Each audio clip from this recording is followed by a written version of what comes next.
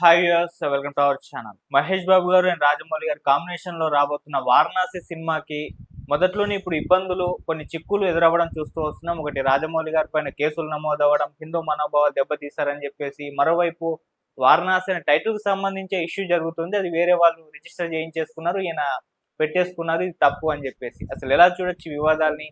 మరి వివాదాల నుంచి ఎలా రాజమౌళి గారు బయటపడతారు? ఇప్పుడు ఆయన క్షమాపణలు ఏమన్నా చెప్తారా, టైటిల్ ఏమన్నా మార్చేస్తారా అన్న చర్చలు జరుగుతున్నాయి.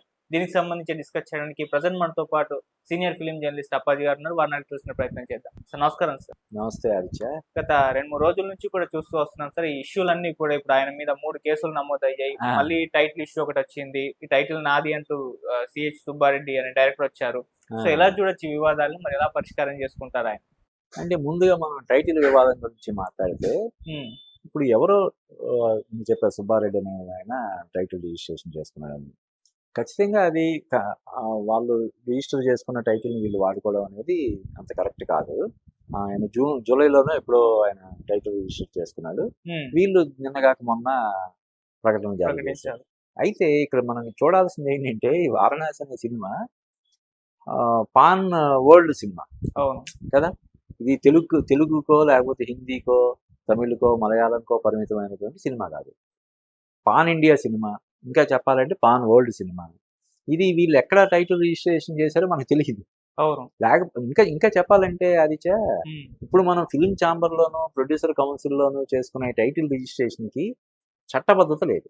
ఓకే, ఏదో ఒక రిజిస్టర్డ్ బాడీ కాబట్టి దానికి ఒక ఇది కల్పించడం కోసం ఎవరు పడితే వాళ్ళు ఇష్టానుసారం టైటిల్స్ పెట్టకుండా ఉండడం కోసం పెట్టుకున్న నిబంధనలే తప్ప, విధి విధానాలే తప్ప, అది దానికి చట్టబద్ధత అనేది లేదని చెప్పి నాకు ఒక ఆయన, అంటే లీగల్ ఎక్స్పర్ట్ ఒక ఆయన చెప్పడం జరిగింది. ఏంటి ఆ వారణాసి అనే టైటిల్ వీళ్ళు ఏమైనా వేరే రకంగా రిజిస్ట్రేషన్ చేసి ఉండొచ్చు, లేకపోతే హిందీలో రిజిస్ట్రేషన్ చేసుకుని ఉండొచ్చు కదా, లేదంటే ఇంగ్లీష్ లో ఎక్కడో రిజిస్ట్రేషన్ చేసి ఉండొచ్చు, లేదు దానికి కాపీరైట్ దీని కింద రిజిస్ట్రేషన్ చేసి ఉండొచ్చు. ఎన్నో ఇవి కాకుండా ఒకవేళ నిజంగా అటువంటి వివాదం అంటే, గతంలో కొన్ని సినిమాలకి కళ్యాణ్ రామ్ కత్తి అనే సినిమాకి గుణశేఖర్ టైటిల్ రిజిస్ట్రేషన్ చేసుకుంటే ఇది కళ్యాణ్ రామ్ వాళ్ళు కూడా కత్తి అని పెట్టారు. ఓకే, వాళ్ళు ఏంటంటే కళ్యాణ్ రామ్ కత్తి అని పెట్టారు. అప్పుడు గుణశేఖర్ ప్రత్యేకంగా ప్రెస్ మీట్ పెట్టి మరి ఇలాగ నేను ఎప్పుడో టైటిల్ రిజిస్ట్రేషన్ చేసుకున్నాను, వాళ్ళు ఎలా పెడతారు అది అని చెప్పి ఆయన తీవ్ర స్థాయిలో విరుచుకుపడ్డాడు. వాళ్ళు సింపుల్ గా కళ్యాణ్ రామ్ కత్తి అని పెట్టారు. అలాగా ఇప్పుడు ఏదైతే గ్లోబ్ ట్రాటర్ అని ఉందో, గ్లోబ్ ట్రాటర్ వారణాసి అని పెడతారు. ఇంకా అప్పుడు ఏముంది వివాదం? కరెక్టే సార్. సినిమాకి తెలుగులోనే పెట్టాలి అన్న లేదు కదా. ముందు నుంచి వాళ్ళు గ్లోబ్ ట్రాటర్ అంటారు. అవును, గ్లోబ్ ట్రాటర్ వారణాసి అని పెడతారు. ఏముంది? So there ends the matter. కాబట్టి టైటిల్ కి సంబంధించినటువంటి వివాదం పెద్దగా దానికి ఇదేముండదు. కానీ వీళ్ళు రిజిస్ట్రేషన్ చేసుకున్నారు కాబట్టి వీళ్ళు కాంపన్సేషన్ కూడా ఏమైనా వాళ్ళు ఇస్తారు. ఇప్పుడు వేల కోట్లు దాని మీద ఎక్స్పెక్ట్ చేస్తున్నారు. బడ్జెటే దాదాపుగా 1100 కోట్లు బడ్జెట్ అంటున్నారు. మొన్న ఈవెంట్ కే దాదాపుగా 10-15 కోట్లు ఖర్చు పెట్టారా అంటున్నారు. స్ట్రీమింగ్ రైట్స్ ద్వారా 50 కోట్లు వచ్చాయంటున్నారు. అంటే ఆ స్కేల్ సినిమా అది. ఇప్పుడు మన ఇండియాలోనే, మన తెలుగులోనే ఒక 300-400 కోట్లు సునాయాసంగా వచ్చేస్తున్నాయి. అవును, మన ఇండియా వ్యాప్తంగా, దేశవ్యాప్తంగా ఒక 2000 కోట్లు అలవోకగా వసూలు సాధించే అవకాశాలు ఇప్పుడు పుష్కలంగా ఉన్నాయి. పుష్ప సినిమా చూసాం, కాంతారా చూసాం, యానిమల్, ఇటువంటి సినిమాలు ఎలా కలెక్షన్స్ కొల్లగొట్టాయి. అటువంటిది రాజమౌళి మహేష్ బాబు సినిమా అంటే మన ఇండియాలోనే ఈజీగా అప్పటికి ఒక 3000 కోట్ల టార్గెట్ తోటి దిగుతుంది. ఇంకా సంవత్సరంన్నర తర్వాత వచ్చే సినిమా కాబట్టి మన ఇండియాలోనే 3000 కోట్లు వసూలు చేసే దిశతోటి, లక్ష్యంతో దిగుతుంది. ఇంకా ప్రపంచవ్యాప్తంగా అంటే దానికి ఇంకా స్కై ఇది లిమిట్. 10,000 కోట్ల 20,000 కోట్ల కనెక్ట్ అయ్యారనుకో, ఇంగ్లీష్ ఆడియన్స్ లేదంటే వేరే వాళ్ళందరూ కూడా కనెక్ట్ అయ్యారనుకో. ఇప్పుడు మనం చూసే ఆ మధ్య చైనాలో cinema Dangal, secret super star లాంటి సినిమాలు 100 కోట్లు కలెక్ట్ చేస్తాయి అక్కడ. అలాగే చైనాలోనో పట్టింది మనకి ఈ సినిమా, ఎక్కడికి వెళ్తుంది? అది 10,000 కోట్లు రావచ్చు, 20,000 కోట్లు రావచ్చు. కాబట్టి ఈ టైటిల్ సంబంధించి ఎవరైతే పెట్టుకున్నారో అదే టైటిల్ తోటి నువ్వు కూడా రిలీజ్ చేసుకోవా, మాకేం అభ్యంతరం లేదు అని చెప్పొచ్చు. లేదు వాళ్ళకి నష్టపరిహారంగా ఒక 5 లక్షలు 10 లక్షలు వాళ్ళు ఎక్స్పెక్ట్ చేస్తే ఇవ్వచ్చు. నేను ఈ బెస్ట్ ఎగ్జాంపుల్ చెప్తా. నేనే డ్యూడ్ అని ఒక ఆయన కన్నడలో ఒక సినిమా తీస్తున్నాడు. పేరు డ్యూడ్ అని పెట్టుకున్నాడు. ఓకే. పునీత్ రాజ్కుమార్కి అది అంకితం చేస్తున్నాము అని చెప్పి. అది ఫుట్బాల్ నేపథ్యంలో సినిమా అన్నమాట. చాలా మంది అందులో కొంతమంది కీలకమైనటువంటి ఆర్టిస్టులు ఉన్నారు. ఇక్కడేమో మన మైత్రి మేకర్స్ వాళ్ళు ప్రదీప్ రంగనాథన్ తోటి డ్యూడ్ అని అనౌన్స్ చేశారు. అవును. నేనే ప్రెస్ నోట్ రిలీజ్ చేశాను. డ్యూడ్ అనే టైటిల్ మాది, దయచేసి మాకు ఇది చేయకండి, అన్యాయం చేయకండి. మీరు పెద్ద సంస్థ అయినప్పటికీ కూడా మేము మీతో పోటీ పడలేం కాబట్టి, మా చిన్న సంస్థ కాబట్టి మేము రిక్వెస్ట్ చేస్తున్నాం హంబుల్గా అని చెప్పి అతను ప్రెస్ నోట్ కూడా ఇమ్మంటే నేనే రిలీజ్ చేశాను. ఆ సినిమా ఇంకా అవ్వలేదు. డ్యూడ్ వచ్చింది అంటే ఇది మూడు భాషల్లో 4 భాషల్లో వచ్చింది ఈ సినిమా. అవును. తమిళ్, తెలుగు, మలయాళం అన్ని భాషల్లో వచ్చింది. అది ఇంకా రిలీజ్ షూటింగ్ కూడా పూర్తి కాలేదు డ్యూడ్ అనే సినిమా. అతని వరకు కన్నడ వరకు అతని టైటిల్ ఏంటి కన్నడలో ఉంది. అతను రిజిస్ట్రేషన్ కన్నడలో చేసుకున్నాడు. వీళ్ళు తమిళ్లో చేశారో తెలుగులో చేశారో మనకు తెలియదు.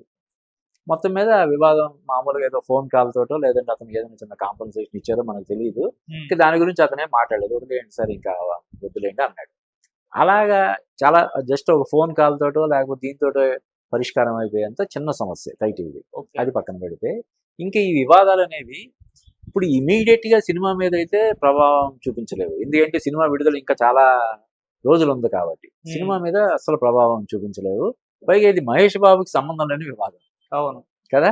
ఓన్లీ ఈ వివాదం అంతా రాజమౌళి చుట్టూ తిరుగుతుంది. అది కూడా ఈ సినిమాకి కథను అందించినటువంటి విజయేంద్ర ప్రసాద్ అంటే రాజమౌళి ఫాదర్, ఆయనే చెప్పాడు హనుమంతుడికి వీరభక్తుడు అని చెప్పి. అలాగే రాజమౌళి తర్వాత ఈ సినిమా రూపకల్పనలో కీలక పాత్ర పోషిస్తున్నటువంటి రమా రాజమౌళి కూడా హనుమంతుడికి భక్తురాలని ఆయనే చెప్పాడు. మా ఆవిడైతే రోజు హనుమంతుడితో మాట్లాడుతుంటది అని కదా ఆ రోజు అన్నాడు. కాబట్టి ఇది కేవలం రాజమౌళికి మాత్రమే సంబంధించినటువంటి ఒక ఇది. నువ్వు అన్నట్టు త్వరలోనే ఆయన దీని వివాదం పట్ల విచారం వ్యక్తం చేయడం కానీ లేదంటే క్షమాపణ కోరడం కానీ చేస్తాడు. లేదు వాళ్ళు వ్యూహాత్మకంగా దీనివల్ల మనకి పబ్లిసిటీ బాగానే వస్తుంది కదా అంటే అటువంటి చీప్ పబ్లిసిటీ ఆ సినిమాకి అవసరం లేదు, కానీ పబ్లిసిటీ కదా కదా. కాకపోతే ఏంటంటే ఎక్కువ మంది ఎప్పుడు కూడా అంటే రాజమౌళికి ఇన్ని సినిమాలు స్టూడెంట్ నెంబర్ 1 దగ్గర నుంచి ఇప్పటి వరకు ఏ సినిమాకి అతనికి ఎప్పుడు ప్రశంసలే తప్ప విమర్శలు అనేవి ఎప్పుడు రాలేదు. మొదటిసారి అంటే ఎటువంటి విమర్శలు పలానా హాలీవుడ్ సినిమా నుంచి ఇది కాపీ కొట్టావు, ఇంకో సినిమా నుంచి ఇది కాపీ కొట్టావు, అటువంటి కాపీకి సంబంధించినటువంటి విమర్శలు తప్ప వేరే రకమైనటువంటి విమర్శలు ఎప్పుడు రాజమౌళికి లేవు అతని కెరీర్ మొత్తం మీద. కానీ ఈ మొదటిసారిగా ఇప్పుడు వానరసేన అనే సంస్థ హనుమంతుడిని కించపరిచే అని చెప్పి ఆ సంస్థ కేసు ఇది చేసింది. ఇంకో 2 కేసులు కూడా దానికి సంబంధించి వేరే కేసులు కూడా అతని మీద నమోదయ్యాయి. కానీ ఇవేవి నిలబడే కేసులు కాదు. అతను అంటే ఒక మెగా ఈవెంట్ లాగా చేస్తున్నప్పుడు అక్కడ అది వెంటనే ప్లే అవ్వకపోవడం వల్ల అతనిలో కలిగినటువంటి ఒక చిన్న ఒక ఫ్రస్ట్రేషన్ లాంటిదో లేకపోతే ఇది ఏంటి మీరు జనరల్ గా అంటారు కదా దేవుడు నువ్వు ఉన్నావా అని చెప్పి అనేవాళ్ళు. మన సినిమాలో కూడా పాటలు ఉన్నాయి కదా, ఉన్నావా అని చెప్పి ఒక పాపులర్ సాంగ్ ఏమంటారు. జనరల్ గా కష్టాలు వచ్చినప్పుడు దేవుడు నిజంగా నువ్వు ఉన్నావా, ఉంటే నాకు ఎలా ఎందుకు జరుగుతుంది, నువ్వు లేవు అని చెప్పి అనుకోవడం అనేది జనరల్ గా జరుగుతుంది కదా.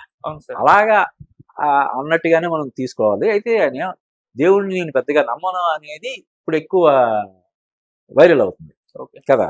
సో దీన్ని మరీ అంత నెగిటివ్ గా చూడాల్సినటువంటి అవసరం ఉందని నేను అనుకోవట్లేదు.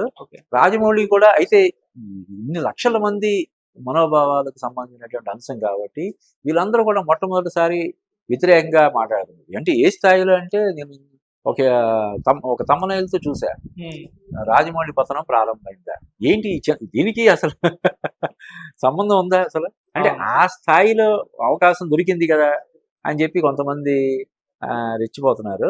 అంటే అలానే వాళ్ళని కూడా మనం తప్పు పట్టం, రెచ్చిపోవడం అనే పదం కరెక్ట్ కాదు, నేను వెనక్కి తీసుకుంటున్నా. అంటే వాళ్ళ ఇది వ్యక్తం చేస్తున్నావు, దేవుడు మీద నమ్మకం లేదు నువ్వు దేవుడికి సంబంధించిన సినిమా ఎందుకు తీస్తున్నావు, వేరే సినిమాలు తీసుకోవచ్చు కదా, ఫిక్షన్ ఇప్పుడు బాహుబలి లాంటిదో లేదంటే ఇంకోటి తీసుకోవచ్చు కదా. దేవుడి మీద సినిమా తీస్తూ నాకు దేవుడి మీద నమ్మకం లేదంటాం. ఒక సాంకేతిక పరమైనటువంటి కారణం వల్ల నువ్వు రూపొందించినటువంటి టీజర్ ప్లే అవ్వకపోతే దానికి నువ్వు హనుమంతుడిని నిందించడం, దీన్ని తప్పు పడుతున్నారు. ఆ తప్పు పట్టడాన్ని మనం తప్పు పట్టలేము, అంతే కదా. వాళ్ళ దాంట్లో న్యాయం ఉంది కాబట్టి దాన్ని మనం ఇది చేయలేము.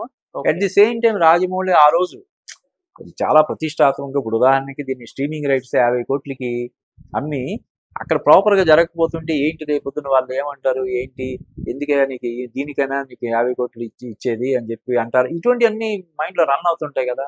ఆ ఉద్దేశంతో ఏమైనా ఆయన అలాగా అని ఉంటాడు.